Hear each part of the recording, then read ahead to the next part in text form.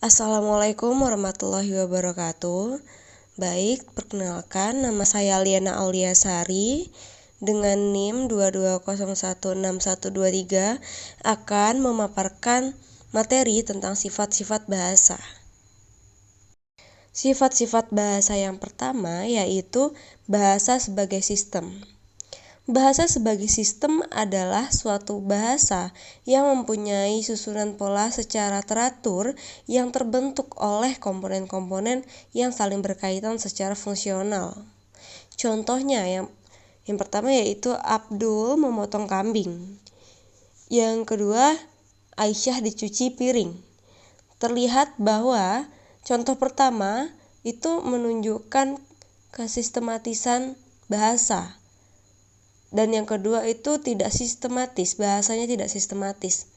Karena rasanya kurang efektif jika dikatakan Aisyah dicuci piring.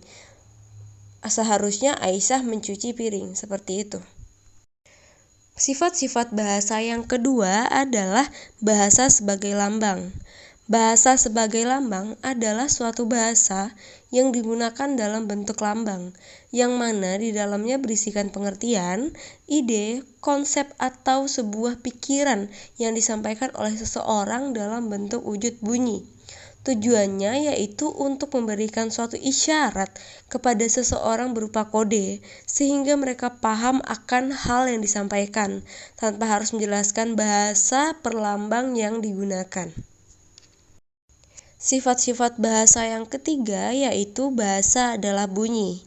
Bahasa adalah bunyi yang dikeluarkan oleh alat ucap manusia yang mempunyai makna. Makna itu ada yang bersifat positif dan ada juga yang bersifat negatif. Bahasa yang bersifat negatif di sini antara lain yaitu bahasa makian. Selanjutnya, sifat-sifat bahasa yang keempat adalah bahasa itu bermakna. Bahasa adalah sistem lambang yang berwujud bunyi atau bunyi ujar. Lambang itu mengacu pada suatu pengertian, konsep ide atau gagasan, maka dapat disimpulkan bahwa bahasa memiliki makna. Sifat-sifat bahasa yang kelima yaitu bahasa itu arbiter. Istilah arbiter tidak adanya hubungan wajib antara lambang bahasa yang berwujud bunyi itu dengan konsep atau pengertian yang dimaksud oleh lambang tersebut. Bahasa adalah suatu lambang bunyi yang bersifat arbiter. Mengapa bahasa dikatakan arbiter? Karena bahasa itu bersifat arbiter atau mana suka. Maksudnya adalah bahasa tidak ada hubungannya langsung antara lambang dengan yang dilambangkan. Sifat-sifat bahasa selanjutnya yaitu bahasa itu konvensional.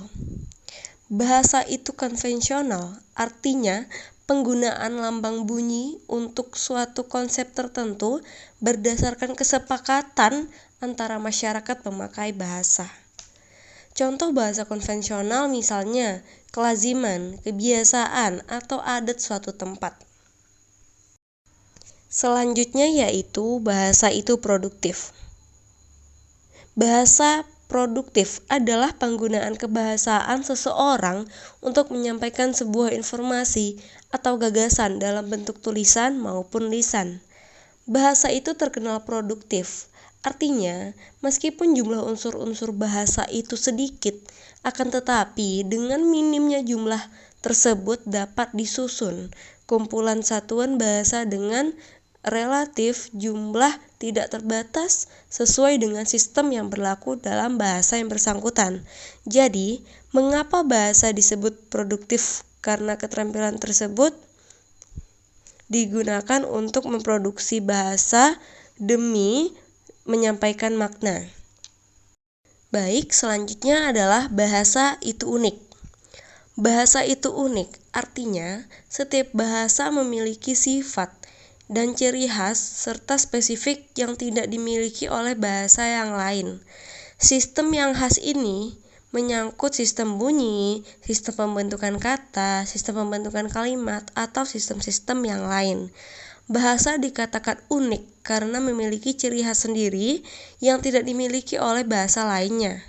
sehingga mampu dikatakan bahasa itu unik, karena di setiap daerah atau di setiap kota memiliki ciri khas dengan bahasanya sendiri, yang tidak dimiliki oleh daerah lain atau kota yang lain. Tetapi, dalam bahasa daerah ada yang memiliki dua arti dalam satu kalimat, seperti orang Jawa dan orang Batak. Dari sinilah kami mengambil kesimpulan bahwa bahasa itu unik. Baik, sifat-sifat bahasa selanjutnya yaitu bahasa itu universal. Bahasa dikatakan bersifat universal karena bahasa memiliki ciri yang sama. Bahasa itu mempunyai bunyi bahasa yang terdiri dari vokal dan konsonan. Bahasa mempunyai satuan-satuan bahasa yang bermakna. Bahasa memiliki kata yang berkategori nomina dan verba, adjektiva, dan adverbia. Dan ciri universal dilihat dari rumpun dan subrumpun sebagai satu kesatuan. Selanjutnya, bahasa itu bervariasi. Variasi bahasa menurut Aslinda adalah bentuk-bentuk, bagian atau variasi dalam bahasa yang masing-masing memiliki pola yang menyerupai pola umum bahasa induksinya. Variasi atau keragaman bahasa disebabkan karena banyaknya bahasa yang digunakan oleh masyarakat untuk berinteraksi antar sesama masyarakat. Sifat-sifat bahasa yang terakhir yaitu bahasa itu manusiawi. Dalam hal bahasa yang bersifat manusiawi ini berarti bahwa bahasa adalah sebagai alat komunikasi verba yang hanya dimiliki dan dituturkan oleh manusia saja. Sementara hewan dan tumbuhan tidak dapat melakukannya.